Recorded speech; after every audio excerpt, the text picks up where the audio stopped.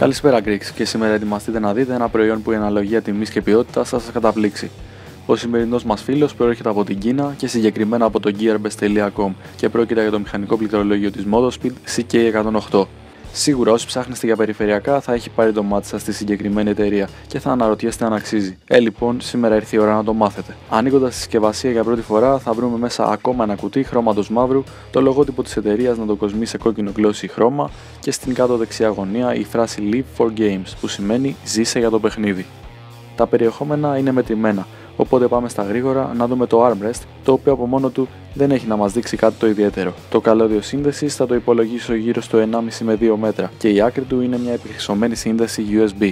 Ας ρίξουμε τώρα μια πιο αναλυτική ματιά στον πυλώνα της συσκευασίας, που είναι φυσικά το πληκτρολόγιο. Αφού με μια απλή κίνηση ενώσω το armrest με το υπόλοιπο πληκτρολόγιο, παρατηρώ το μεταλλικό braided backplate, την όμορφη γραμματοσυρά σε gaming ύφος και κάτω από τα υπερυψωμένα πλήκτρα θα βρω τους περίφημους μπλε διακόπτες που κάνουν πάταγο στα μηχανικά keyboards.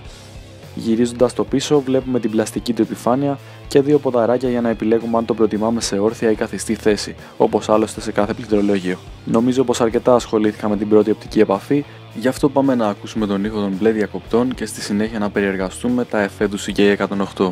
Πρώτα όμως να μην παραλείψω να πω για την αντιγκώστη λειτουργία του keyboard, η οποία προσφέρει ταχύτερη ανταπόκριση στο πάτημα πολλαπλών πλήκτρων, πράγμα που βοηθάει σημαντικά ιδίως στο gaming.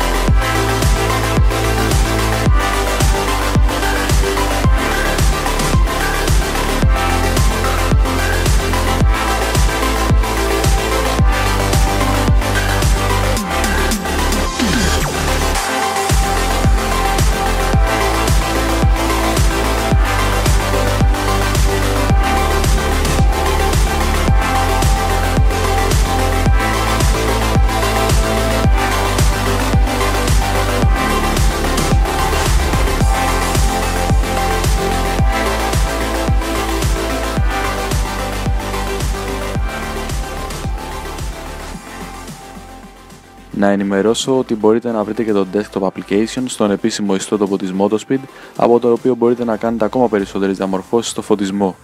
Το σημερινό προϊόν το συστήνουμε ανεπιφύλακτα, είναι ο ορισμός του value for money και αν δεν θες να ξεφύγει το budget σου, είναι η καλύτερη επιλογή. Ήταν ένα ακόμη unboxing των Greeks, ευχαριστούμε για την παρακολούθηση και μέχρι την επόμενη φορά να είστε καλά.